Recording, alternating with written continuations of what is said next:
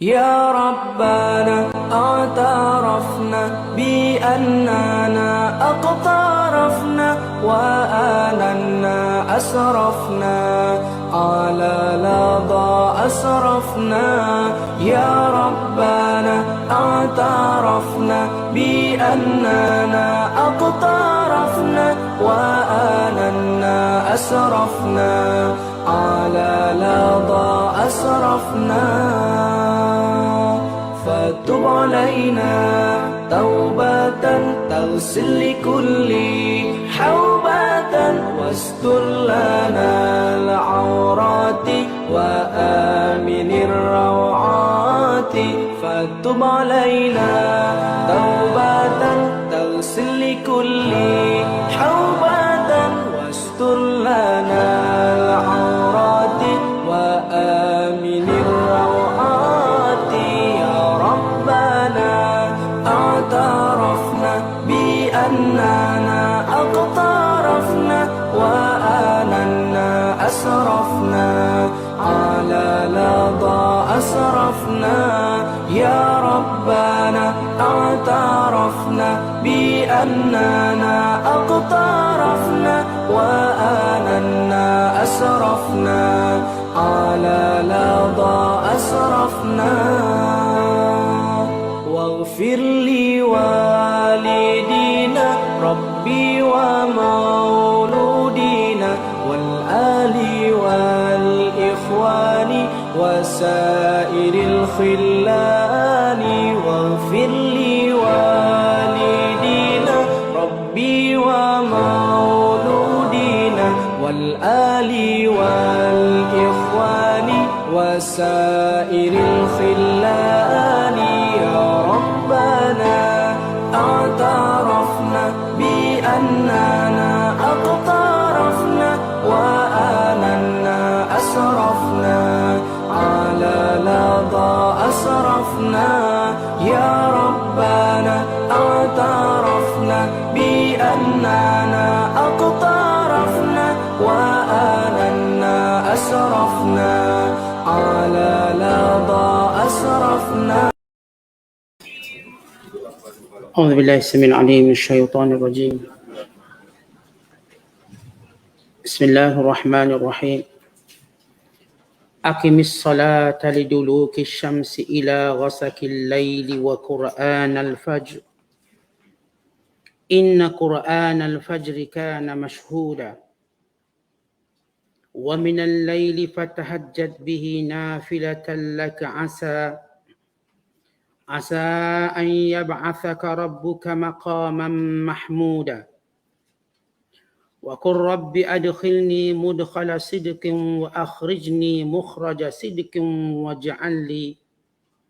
واجعل لي من لدنك سلطانا نصيرا وقل جاء الحق وزهق الباطل إن الباطل كان زهوقا وننزل من القرآن ما هو شفاء ورحمة للمؤمنين ولا يزيد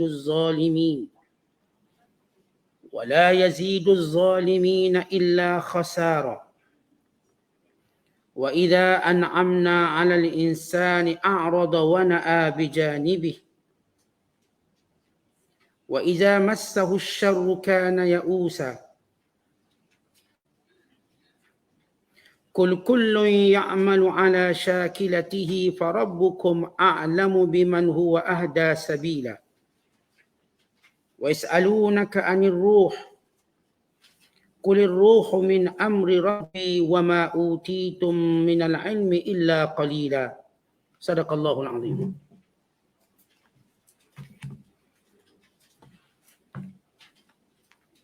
Dirikan olehmu sembahyang ketika gelincir matahari hingga waktu gelap malam dan dirikanlah sembahyang subuh. Sesungguhnya sembahyang subuh itu adalah disaksikan keistimewaannya. Dan bangunlah pada sebahagian dari waktu malam serta kerjakanlah sembahyang tahajud padanya sebagai sembahyang tambahan bagimu. Semoga Tuhanmu membangkit dan menempatkanmu pada hari akhirat di tempat yang terpuji. Dan pohonkanlah wahai Muhammad dengan berdoa. Wahai Tuhanku, masukkanlah daku ke dalam urusan agamamu dengan kemasukan yang benar lagi mulia. Serta keluarkanlah daku daripadanya dengan cara keluar yang benar lagi mulia. Dan berikanlah kepadaku dari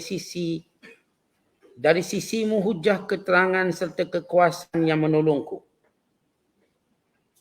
Dan katakanlah, telah datang kebenaran Islam dan hilang lenyaplah perkara yang salah, kufur dan syirik. Sesungguhnya yang salah itu sememangnya satu perkara yang tetap lenyap. Dan kami turunkan dengan berangsur-angsur dari Al-Quran ayat-ayat suci yang menjadi obat penawar dan rahmat bagi orang-orang yang beriman kepadanya. Dan sebaliknya Al-Quran tidak menambahkan orang-orang yang zalim disebabkan keingkaran mereka melainkan kerugian jua.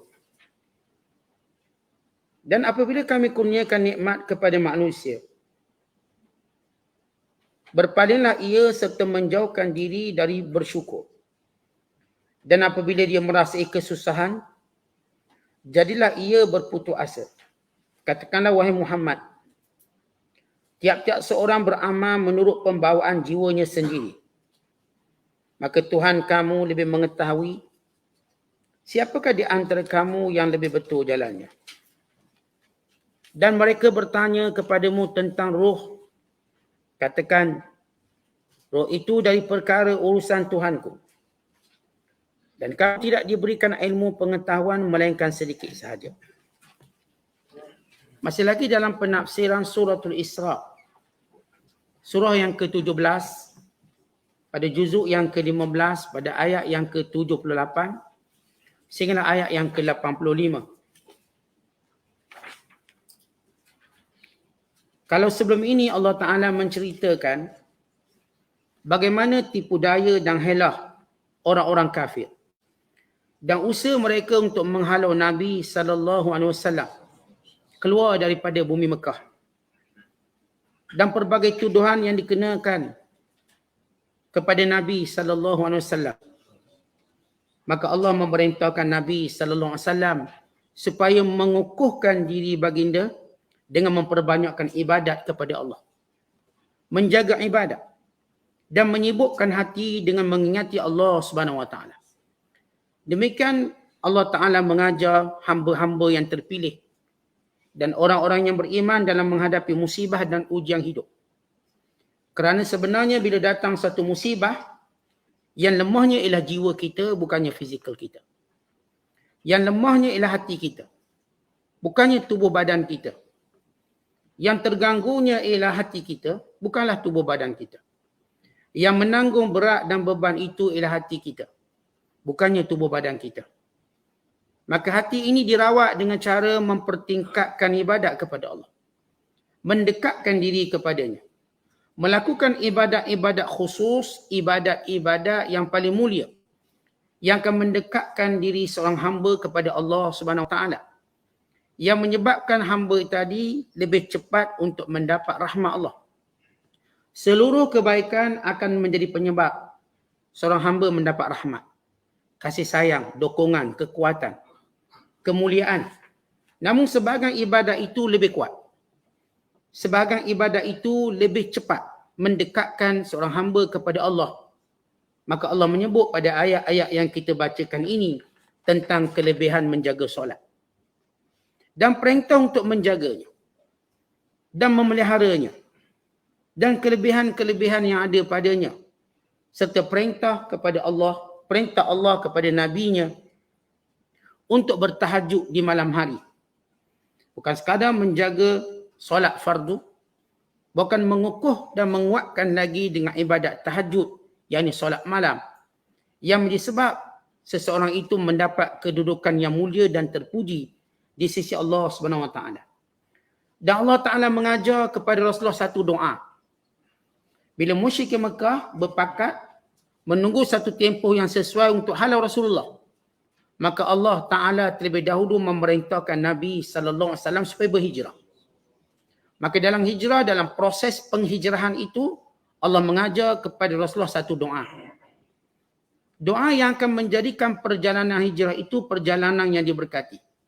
Kerana bukan satu benda yang senang nak tinggalkan tanah air tempat lahir kita, tempat membesar kita, tempat tercatat dan terpahat banyak kenangan-kenangan kita, tempat banyak kerabat dan keluarga kita. Bukan semudah itu. Dan juga negeri yang bakal dihijrahi atau negeri yang bakal didatangi oleh baginda sallallahu alaihi wasallam. Juga bukan satu perkara yang senang untuk duduk di bumi asing. Di bumi yang kita tidak punya banyak pengetahuan tentangnya. Dan tidak mengetahui tentang masa depannya. Maka Allah ajar satu doa supaya perjalanan hijrah umat Islam dan juga Nabi sallallahu alaihi wasallam ialah perjalanan yang mendapat kebaikan, keberkatan dari sudut agamanya, dunianya dan keredaan Allah Subhanahu wa taala. Kemudian Allah Taala menjelaskan bahawa kebenaran akan tetap berada di tempat paling tinggi. Dan kebatilan walau sekuat mana pun dia, walau bagaimana tersusun rapi dan organisasinya, ia pasti akan hancur lebur. Kerana ini sunnatullah. Untuk memuliakan kebenaran dan menghina kebatilan. Maka kebenaran yang dimaksudkan di sini ialah kebenaran tauhid kepada Allah. Dan kebatilan yang dimaksudkan di sini ialah kebatilan syirik kepada Allah. Maka siapa pun yang menyentuhkan, mensyirikkan Allah, dia menuju kepada kehancuran. Bukan sekadar kehancuran akhirat yang pasti dan mesti. Bahkan kehancuran dunia juga. Kemudian Allah Ta'ala menjelaskan tentang bagaimana fungsi dan peranan Al-Quran. Yang menjadi penawar zahir dan batin. Dan Allah menjelaskan bagaimana Al-Quran ini turunnya berperingkat-peringkat. Dan tidak membaca orang beriman akan Quranul Karim atau mentadabburinya, melainkan akan bertambah kekuatan imannya, kegembiraannya, kebahagiaannya, petunjuknya, hidayahnya. Manakala orang kafir, tidaklah mereka diperdengarkan Quran, mereka menambahkan keliaran mereka dan kerugian mereka. Kemudian Allah Ta'ala menyebut dalam ayat yang kita bacakan ini tentang hakikat sebahagian manusia. Bila mana mereka diberi nikmat, mereka lupa kepada Allah. Dan golongan yang lupa kepada Allah, akibat yang menanti mereka ketika mana mereka diuji dengan kehilangan harta benda dan kehilangan apa yang mereka miliki, mereka akan menjadi orang yang paling lemah dan berputus asa. Sedangkan sunnatullah, bahawa semua manusia ini Allah akan beri dan Allah akan ambil. Semua. Kerana itu ada waktu kita sihat, kemudian sakit. Ada waktu kita kaya, kemudian miskin. Ada waktu kita lapang, kemudian sibuk. Dan sebaliknya, dengan segala peredaran dan pertukaran silih berganti sebagaimana perselisihan dan tukar ganti siang dan malam. Tak ada orang di atas sahaja, dia akan turun ke bawah. Ini sunnatullah. Tak kira kita siapa. Orang baik pun sama. Sementara orang jahat. Orang baik pun dia akan melalui kitaran kehidupan ini. Ke atas dan di bawah. Tapi bezanya orang beriman, waktu ditimpa musibah dia tak pernah putus asa. Bukan ia menjadi sebab untuk dia merasa lebih damai di sisi Allah. Tetapi orang kafir, dan yang sewaktu dengannya, maka ia akan menambahkan putus asa mereka. Ini yang membawa kepada pembunuhan diri dan sebagainya. Kemudian Allah Ta'ala menjelaskan, setiap orang akan melakukan amalan berdasarkan kecenderungan masing-masing. Orang baik, tak payah kita nak beritahulah saya perangai je jahat, tapi hati baik, tak perlu beritahu macam tu. Kerana setiap hati akan menunjukkan siapa kita dengan bukti amal kita. Orang yang hatinya baik, maka tercetus daripadanya kebaikan-kebaikan. Orang yang jadi humble, rendah diri, tercetus pada perkataannya dan perbuatannya, memang dia orang merendah diri. Orang yang sombong, maka akan nampak bibit-bibit sombong. Akan nampak tunas-tunas takaburnya. Maka semuanya itu ialah perkara yang Allah Ta'ala dedahkan pada semua makhluk. Sebab itu kata Allah, فَكُلٌّ يَعْمَلُ عَلَى شَكِلَتِهِ. Setiap orang dia akan beramal dengan kecenderungan yang memang dia ada. Kalau memang orang tu hati baik, maka segala kebaikan dibuat dan segala kebaikan direbut. Kalau orang tu hati bermasalah, maka segala yang dilakukan adalah perkara yang tidak baik. Kemudian Allah Ta'ala menjelaskan bahawa hakikat roh tidak diketahui melainkan oleh Allah Ta'ala. Tidak semua ilmu Allah Ta'ala beritahu manusia. Tidak semua. Kenapa yang kita tahu dan apa yang kita diberitahu cuma sedikit? Kenapa? Kemampuan kita. Keterbatasan kita. Kenapa? Kerana kat dunia ni kita tak perlu tahu banyak pun. Sebab kita tak guna banyak pun. Tu duk menyibuk tengok TikTok, menyibuk tengok IG. Tak guna pun benda tu. Tak guna pun. Orang kita duk baca buku resepi sampai 12 jilid. Last kali nasi goreng juga. Tak guna pun. Nak beritahu ini kecenderungan manusia. Dia tak perlu tahu banyak sebenarnya. Walaupun kita nak tahu banyak. Kita nak tahu banyak benda. Nak tahu dia kahwin sebab apa. Dia bercerai sebab apa. Dia dapat anak berapa orang. Nak tahu semua. Semua orang kita nak tahu. Itu kecenderungan nafsu kita. Tetapi tak semua benda yang kita tahu beri manfaat pada kita. Maka cukup kita memahami syariat Allah. Tapi bila kita nak tahu juga sesuatu, maka ada benda yang Allah beritahu, ada benda yang Allah tak beritahu. Kenapa? Ketidakmampuan, keterbatasan dan banyak kelemahan-kelemahan yang ada pada kita. Cukup kita mengetahui kita manusia yang akan nyanyuk sesudah ingat. Yang akan nyanyuk, kita akan lupa sesudah ingat. Tanya orang yang tak pernah lupa. Kita lupa. Kadang-kadang kita pun tak sedar dah hari Jumaat, lepas dah hari Jumaat. Hari Jumaat Ustaz. Lupa. Kita lupa banyak perkara-perkara dalam kehidupan kita. Apatah lagi kita nak tahu suatu benda yang memang membenarkan akal kita. Baik, ini sinopsis daripada ayat-ayat yang kita bacakan. Maka Allah Ta'ala memerintahkan Nabi SAW dalam menghadapi tribulasi, tekanan, kejahatan, kezaliman dan juga tuduhan-tuduhan serta pelabelan yang dilakukan oleh musyrikin Mekah serta hela-hela dan strategi mereka untuk memerangkap Nabi SAW. Sebagaimana kita cerita semalam, mereka cuba perangkap Rasulullah supaya mengusap-ngusap berhala. Dan mereka berkata, kalau kamu usap berhala-berhala kami masuk Islam.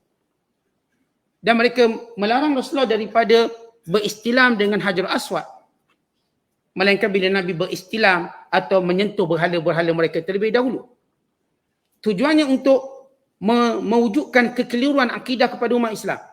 Seolah nak beritahu, Nabi pun tak marah pun berhala, Nabi pun usap. Nabi pun gosok sebagaimana Nabi gosok atau Nabi istilam Hajar Aswad, Nabi juga buat pada berhala, maka apa salah? Maka Allah Ta'ala menjedarkan Rasulullah, tipu daya tadi. Sehingga Rasulullah diajar dengan satu doa.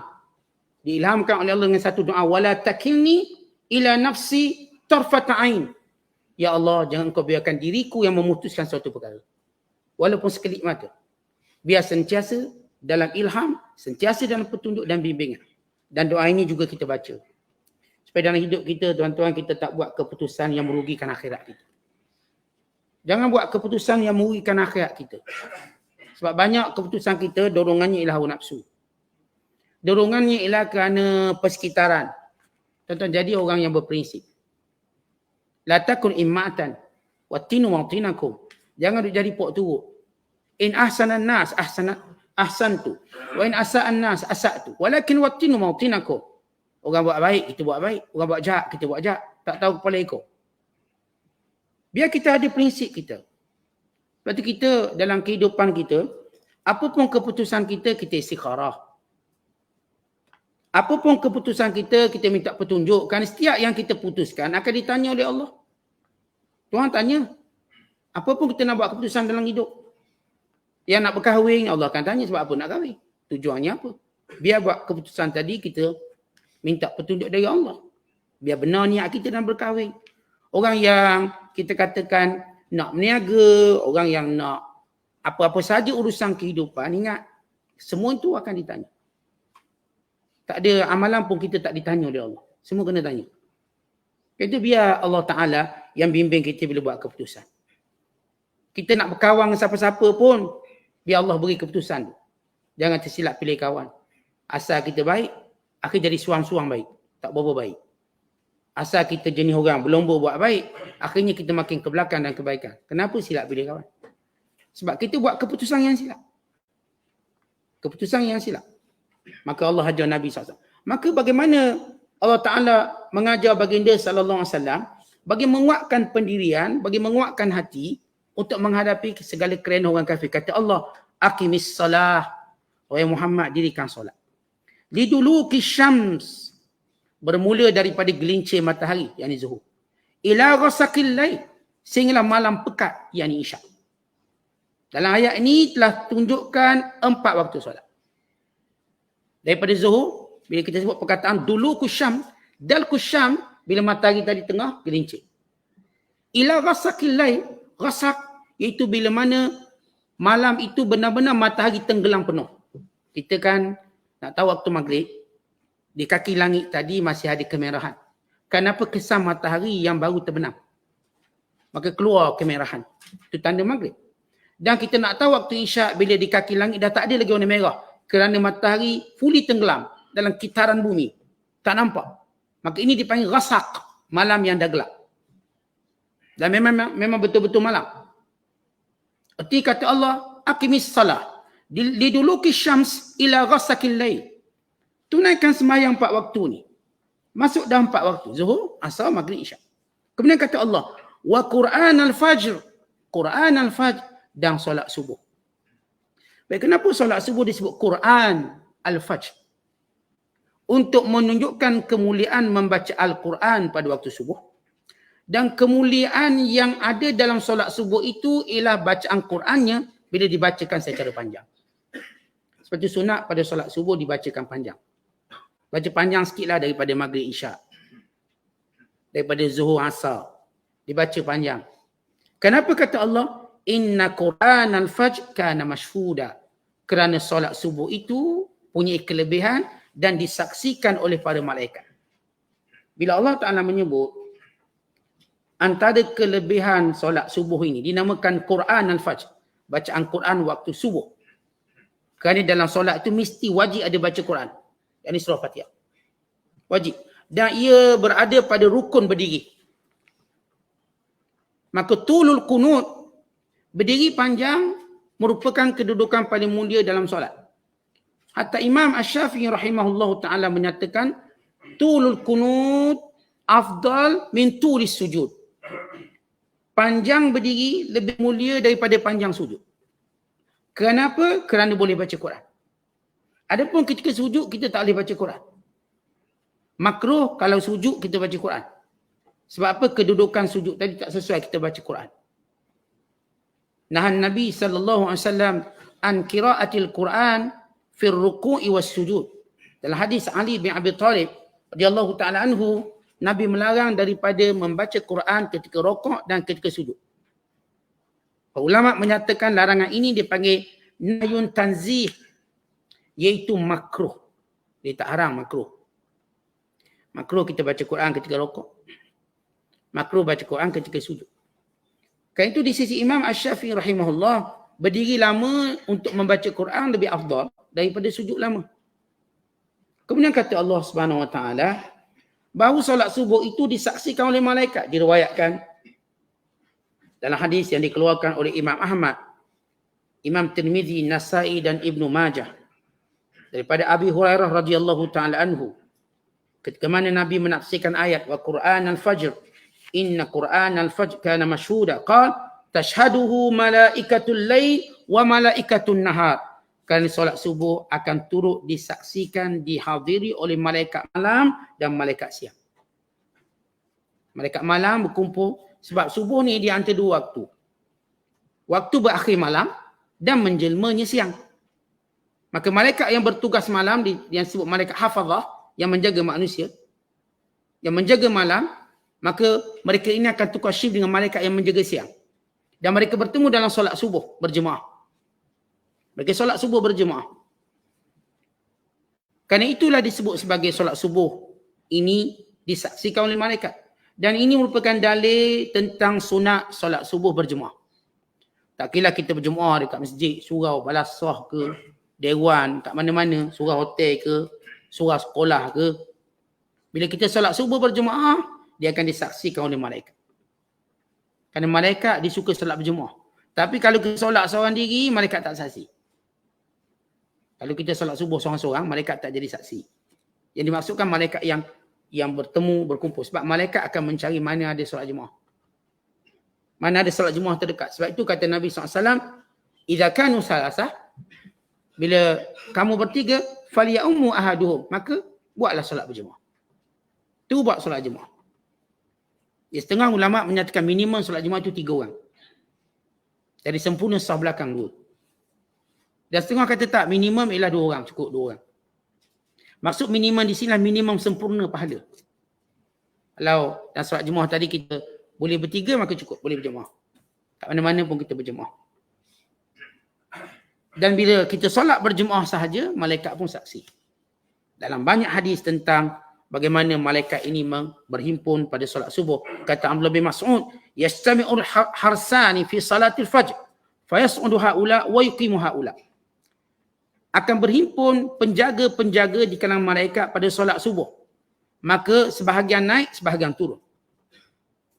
Itu kita dah sebut tentang bagaimana shift ataupun pertukaran malaikat siang dan malaikat malam bermula pada solat subuh. Tiang malaikat yang bertugas pada malam hari, tamat tugas dia subuh. Dan malaikat yang nak mulakan kerjanya, dia bermula subuh siang. Demikian mereka yata'aqaban, bergilir ganti, bertukar ganti dalam menjaga manusia yang kita dah sebut tentang malaikat hafazah. Dan perkataan masyhur dan untuk menunjukkan yang kita sebut tadi tentang kelebihan solat berjemaah. Dan juga masyhur dan ini memberi maksud melihat kekuasaan Allah antara kegelapan malam dengan cahaya siang. Sebab subuh ni unik. Sebab dia menghimpunkan kegelapan malam dan juga cahaya siang. Ia seumpama kegelapan itu macam mati dan cahaya itu macam hidup. Dan ia seumpama tentang perubahan hidup kita. Daripada gelap nak jadi cerah. Dengan maksud kita akan menjadi lebih baik. Jadi kalau kita lihat waktu malam biasa, dia cuma malam. Tapi bila kita duduk kat subuh, kita melihat bagaimana pergerakan matahari terbit dan sebagainya. Kita menyaksikan kudrah Allah yang hebat ini. Dari cahaya yang tidak ada kepada ada. Maka ini hebatnya solat subuh. Sebab itu solat yang paling berat untuk dilakukan oleh orang-orang munafikin. Dan solat yang menandakan seorang itu mendapat jaminan Allah. Kata Nabi SAW, man sallas subh fahuwa fi zimmatillah. Siapa yang solat subuh, dia berada dalam jaminan Allah. Sebab itu kita pun nak cari menantu senang, tengok solat subuh. Kalau dia boleh jaga subuh, boleh bangun sendiri, bagus. Lulus belaka. Nak jadi pekerja pun lulus, jadi menantu pun lulus. Nak jadi kawan pun lulus, nak jadi partner pun lulus. Apa pun kalau kita nak berhubung dengan orang, ya kita kalau tanya dia awak ni baik tak, mesti dia mengaku dia baik. Mesti dia mengaku dia lebih baik. Tapi kita dapat kenal melalui bagaimana kekuatan dia untuk bangun malam. Kekuatan dia untuk bangun subuh. Kalau orang-orang yang tuan-tuan jumpa subuh ni, dia orang baik. Sebab tu kita tengok subuh ni tak ramai orang. Maghrib mungkin ramai 40 orang. Subuh 4 orang. Seorang skala 1/10. Yang maghrib ni dah bagus. Yang isyak dah bagus. Tengok subuh pula. Ini terbaik. Ini special edition ni. Yang kita boleh beri kredit lebih sikit. Itu kalau anak-anak kita tu, anak-anak kita nak tahu bagaimana berdikari dia bila dia mampu bangun subuh sendiri. Dia berdikari. Tuan-tuan tak payah lagi bimbang untuk suruh dia solat. Tapi kalau solat subuh bergerak, ketuk pintu, bukan kita buat macam-macam tak bangun, dia masih perlu dididik kuat. Dan ini termasuk dalam ayat wa'mur ahlaka bis salati wastabir 'alaiha. Terus menyuruh keluarga kamu solat dan bersabar atas keadaan mereka. Payah mereka. Tapi kalau anak kita masya-Allah dia dah boleh bangun subuh sendiri, maka anak ni dah siap matang. Matang dalam jaga agama. Kalau subuh payah lagi, dia belum matang. Sampai tuan-tuan mampu disiplinkan dia untuk bangun sendiri. Bukan kalau boleh dia pula gerak kita. Itu terlebih disiplin lah tu gerak kita. Ini orang-orang yang, ni kita kata indikator. Bukanlah secara mutlak saya cakap. Tapi ini indikator. Tanda-tanda orang tu, orang yang boleh diharap agamanya, boleh dipercaya keadaan dirinya. Kemudian kata Allah Ta'ala, wa minal laili fatahajjad bihi nafilah. Dan sebahagian malam pula wahai Muhammad, bangunlah kamu untuk bertahajud. Para ulama menyatakan perkataan tahajud itu ataupun perintah tahajud itu khas untuk Nabi sallallahu alaihi wasallam. Maksudnya sebagian ulama menyatakan bahawa solat malam itu adalah wajib bagi Rasulullah dan sunat bagi umatnya. Tetapi sebagian ulama Syafi'iyah berkata bukan, ia telah dinasahkan. Bagi hak Nabi juga sunat, bagi hak umatnya sunat. Cuma bagi hak Nabi dalam melaksanakan solat tahajud untuk mengangkat darjat. Bagi hak kita pula sebagai kafarah dosa dan menampung kekurangan solat fardu kita. Maka dengan itu kita bertahajud, tampung kekurangan-kekurangan. Dan kerana ia adalah solat yang paling afdal, sabda Nabi SAW, bila ditanya manakah solat yang paling afdal sesudah fardu, jawab baginda SAW, salatul lail, solat malam. Maka Allah Ta'ala menyebut perkataan nafilatan laka, iaitu ibadat tambahan bagi kamu selain daripada solat 5 waktu. Khusus bagi kamu, tidak umat kamu. Dengan maksud kewajiban. Ai faridatun alaika khassatan, wajib kepada kamu. Saya dah sebut ini khususiat yang sebagian ulama melihat ia khususiat pada Nabi SAW. Asa an yab'athaka rabbuka maqaman mahmuda, supaya Allah Ta'ala membangkitkan kamu pada kedudukan yang terpuji. Maksud kedudukan yang terpuji di mana semua makhluk Allah akan memujinya. Bukan Allah Ta'ala yang juga Allah Subhanahu Wa Ta'ala yang menjadikan semua makhluk-makhluk Allah memujinya. Yang memuji Nabi sallallahu alaihi wasallam. Kebanyakan para mufassirun sebagaimana kata Imam Al-Wahidi, dimaksudkan maqaman mahmuda, makam terpuji ialah maqamus syafa'atil uzma, itu kedudukan memberi syafaat yang terbesar. Fi isqatil iqab, untuk menggugurkan hukuman. Ayat ini untuk menunjukkan tentang syafaat Nabi SAW. Setengah ulama kata Rasulullah sallallahu alaihi wasallam ada 2 jenis syafaat. Yang pertama yang disebut sebagai syafa'atu ammah, syafaat umum. Maksud syafaat umum artinya Nabi sallallahu alaihi wasallam akan menyegerakan hisab yang tidak dipunyai oleh nabi-nabi lain. Diceritakan dalam satu hadis bagaimana setiap umat meminta daripada Nabi bermula Adam sampai Nabi Isa supaya Allah mempercepatkan hisab. Lama sangat tunggu. Berpuluh ribu tahun tunggu ni. Bayangkan. Lebih lama daripada kita hidup kat dunia. Puluh ribu duduk menunggu. Ini kalau menunggu orang yang ada masalah, okeylah. Orang ada masalah, teruklah menunggu. Menunggu dah azab. Belum cerita lagi dihisab. Lalu mereka meminta supaya Nabi-Nabi ini mempercepatkan hisab. Meminta kepada Allah Subhanahu Wa Taala. Maka ini dipanggil syafaat ammah. Yang kedua, Nabi SAW ada syafaat kabair. Atau syafaat fi ahli kabair. Rasulullah SAW, mana-mana orang buat dosa besar, Nabi boleh beri syafaat. Sehingga dia masuk syurga. Ini 2 syafaat. Setengah ulama kata tak, Rasulullah ni ada 3 syafaat. Dan termasuk syafaat Nabi ialah mempercepatkan orang masuk syurga. Dia kalau ikut lambat masuk. Tapi dia percepatkan. Dan sebagian ulama, sebagaimana kata Abul Fadl Iyad, Rasulullah ada 5 syafaat. Yang pertama ialah syafaat umum. Syafaat uzma. Yang kedua ialah syafaat memasukkan syurga tanpa hisab. Ada umat Rasulullah ni dia masuk syurga tanpa dibuka buku catatan. Masuk terus. VVIP. Dia masuk syurga tanpa hisab. Dia tak berdiri macam orang untuk dihisab. Kan Rasulullah dah beri dia. Syafaat. Ini orang ni fulan bin fulan masuk syurga. Sebagaimana hadis Ukasha bin Mihsan. Yang bila Rasulullah menyatakan di kalangan umatku ada masuk syurga tanpa hisab. Lalu kata Ukasha, ya Rasulullah, ud'uni an yaj'alani minhum. Jadikan aku di kalangan mereka. Maka jawab Nabi SAW, fa anta minhum. Ya, kamu di kalangan mereka. Ini Ukasha bin Mihsan radhiyallahu ta'ala anhu. Masuk syurga tanpa hisab. Dan termasuk umat-umat yang lain, kalau Nabi nak bersyafaat. Dan yang ketiga kata ulama, ialah keluar daripada neraka. Ada umat Rasulullah dah masuk neraka, Nabi keluarkan balik. Maka ini syafaat. Yang keempat, ialah syafaat orang yang patut masuk neraka tapi tak masuk neraka. Orang ni kalau ikut dosa memang masuk neraka. Maka Rasulullah SAW dengan syafaatnya, tambah amalannya, dia tak masuk. Dan yang kelima, ialah mengangkat darjat ahli syurga menjadi lebih tinggi. Ada orang di dalam syurga dah tinggi dah. Dengan syafaat Nabi dia tinggi lagi. Dia kalau kita naik kapal terbang ni, daripada ekonomi upgrade jadi business class dalam kapal terbang. Daripada business upgrade sampai ke first class. First class pun upgrade sampai jadi pilot terus. Dia upgrade. Dia boleh upgrade. Maka di antara syafaat Nabi SAW, Nabi upgrade. Ini 5 syafaat. Baginda SAW bermula syafaat ammah atau uzma yang mempercepatkan hisab. Dan syafaat umatnya dah masuk neraka, keluar balik. Dan umat dia nak masuk neraka, duk timbang-timbang jahat banyak. Nabi SAW dengan syafaatnya Jadi kawan tak jadi masuk neraka. Dan syafaat untuk mengangkat darjat ahli syurga tadi menjadi lebih tinggi. Dan juga kita katakan syafaat masukkan umatnya tanpa hisap. Ini di antara kan Nabi SAW mempunyai syafaat paling banyak sekali. Berbanding dengan Nabi lain. Dan ini maksud maqaman mahmuda.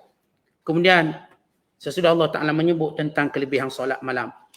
Lalu Allah menyebut, Wakul, wahai Muhammad berdoalah. Rabbi adkhilni mudkhala sidq. Ya Allah, masukkan aku di tempat yang benar, di tempat terpuji, di tempat yang baik. Maksud masuk di sini ialah Madinah. Mudkhala sidqin sebab ayat ini petanda Rasulullah akan berhijrah. Ya macam saya sebut tadi, kita bila berhijrah satu tempat, kita tak tahu ke mana tempat tu. Walaupun ada orang kita kenal dan sebagainya, kita belum melalui pengalaman hidup di tempat yang baru. Dan Nabi SAW sebagai manusia juga begitu. Maka Allah ajar Rasulullah untuk membina keyakinan, mendapat keberkatan, doa, wakur. Katakanlah wahai Muhammad, doalah wahai Muhammad. Rabbi Tuhanku, adkhilni masukkan aku. Mudkhala sidqin, bumi yang berkat, Madinah. Wa akhrijni dan keluarkan aku. Mukhraja sidqin, tempat keluar yang benar. Ini keluarkan aku dengan keadaan hatiku tidak ta'alluq, tidak jatuh cinta, tidak teringat, tidak rindu pada bumi Mekah lagi. Dan Allah Ta'ala menjadikan Nabi SAW tidak lagi merindui Mekah. Bila Rasulullah keluar Mekah, dia tak rindu Mekah. Sebab itu Rasulullah tak balik semula. Mekah ni tempat mulia. Dan orang-orang Ansar pun bimbang. Ketika mana berlakunya pembukaan kota Mekah, orang Ansar dah fikir, Mekah dah boleh ditawan, pasti Nabi pulang sebalik ke Mekah. Orang Ansar dah putus semangat. Nanti Madinah dah tak ada orang. Rasulullah tak ada. Kita kena gerak sendirilah. Rasulullah mesti di balik Mekah, itu tempat dia. Tanah air dia. Saudara mara dia kat situ. Tetapi dengan doa ini Rasulullah tidak ta'alluq, yakni tidak ingat tempat tu. Ya kan, kita tuan-tuan kalau berhijrah, kita kan ingat balik tempat lama kita. Ingat, bukan tak ingat. Saya Ustaz tunggu pencen nak balik kampung. Takat ni Ustaz dah isi 20 kali dah orang nak balik. Tapi tak boleh balik kalau cikgu lah. Mula je posting, terus isi borang balik. Baru posting. Lepas tu tiap-tiap tahun istiqamah isi borang nak balik. Dia setengah kawan-kawan kita lah yang kerja kat luar ni. Dia keinginan nak balik tu ada sebab dia ada rindu. Tapi kalau dia baca doa ni, dia tak rindu balik. Dan kita dah sebut kaedah hijrah. Tetapi kita kena faham kaedah hijrah. Kita bila berhijrah, tempat tu ialah lebih baik dari tempat kita ada. Nilai baik itu apa? Hidayah. Kalau tempat di mana kita mendapat hidayah lebih banyak, istiqamah dalam agama, maka itulah tempat tinggal kita. Tapi kalau kita jenis mazhab kampung, macam mana pun kampung, padahal duduk kat sini dia rajin ke masjid, rajin kuliah, balik kampung hilang semua benda tu. Asalkan boleh balik kampung. Tetapi ini orang yang tak fikir agama. Kita ni fikir agama. Ada seorang hamba Allah dia nak balik kampung. Saya kata awak nak balik kampung. Kat sini awak jadi makmum, awak boleh balik tapi jadi imam. Dia kata boleh, dia pun balik untuk jadi imam. Bila jadi imam tak ada makmum, dia pun balik sini balik. Okay, dia kata Ustaz teruk kampung saya teruk. Tu saya patah balik sini. Sebab saya tahu 7 anak dia saya tahnik. 7 anak saya bagi nama.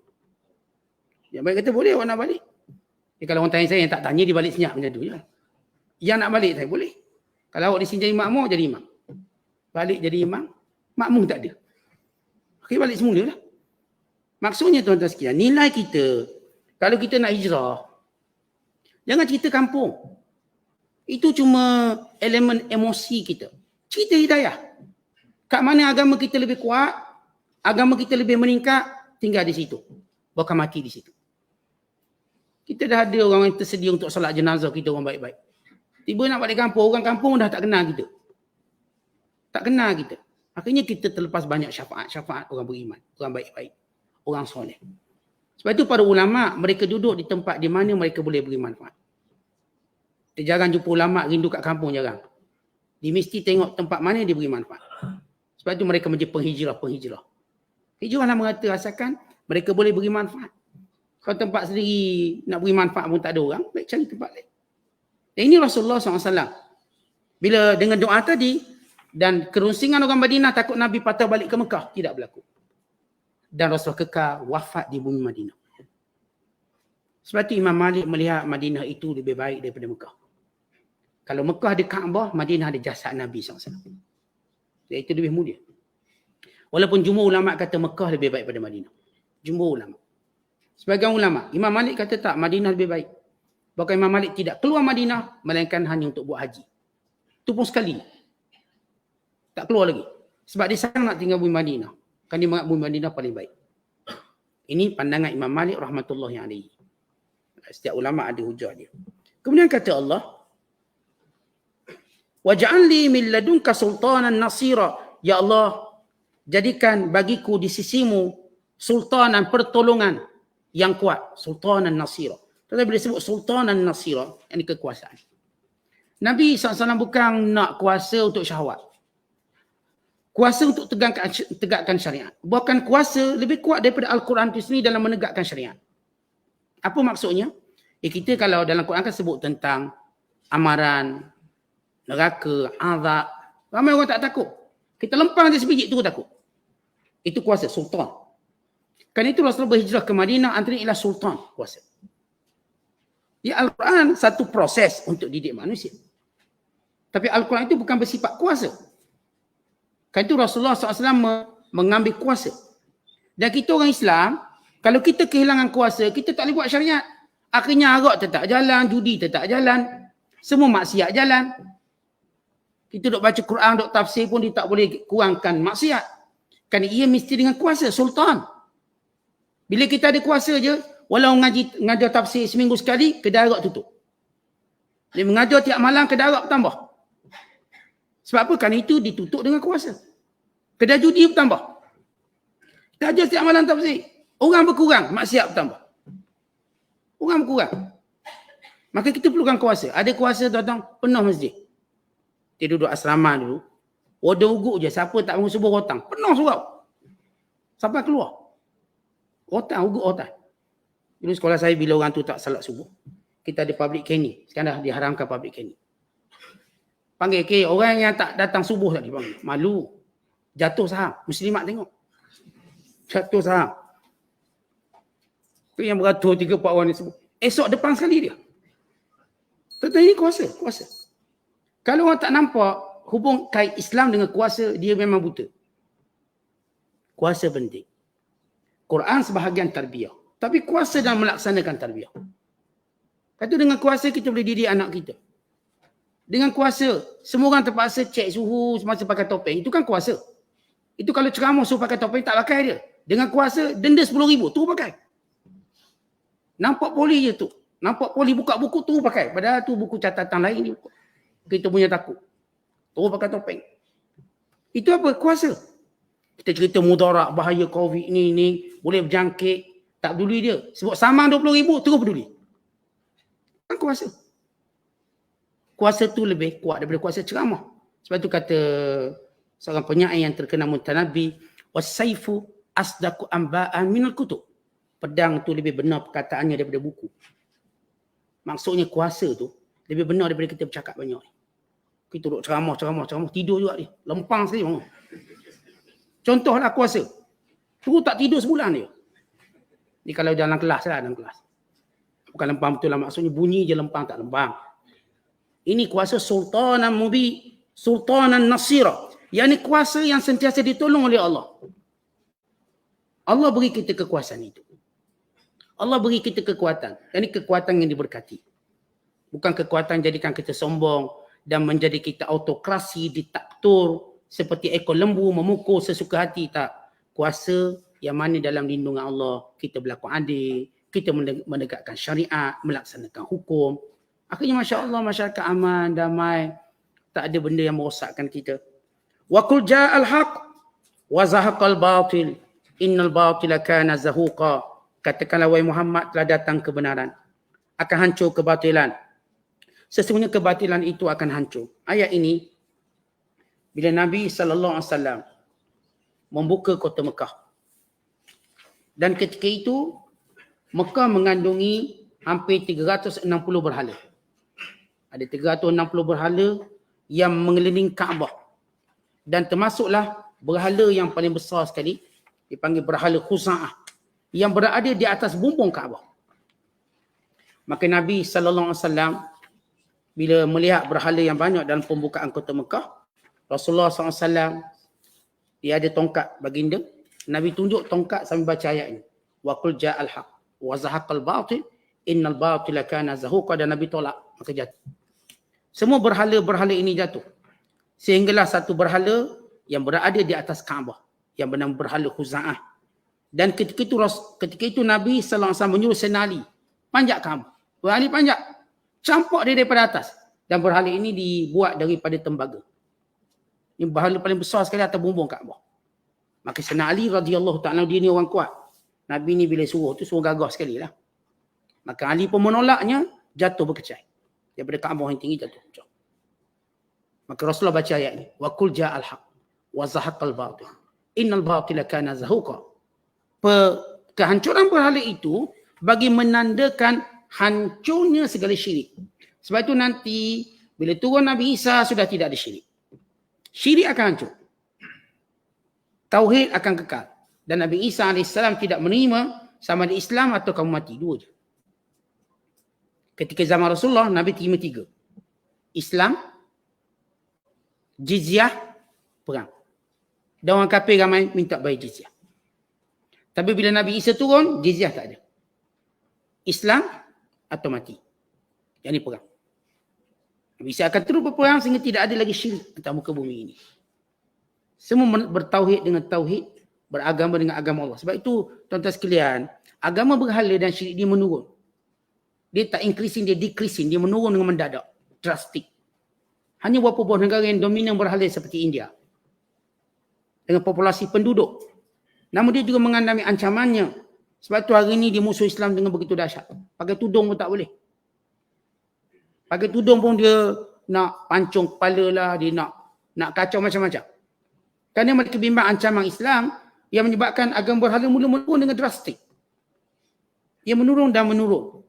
Dan kemasukan umat Hindu kepada Islam. Dan kekuatan dakwah umat Islam. Maka ini ataupun antara sempena ataupun ayat ini yang Rasulullah baca ketika mana menghancurkan berhala di Kaabah. Wallahu a'lam. Assalamualaikum.